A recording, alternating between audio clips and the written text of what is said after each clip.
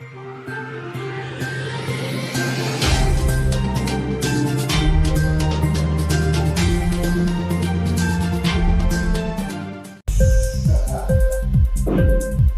TV prime time news కి స్వాగతం.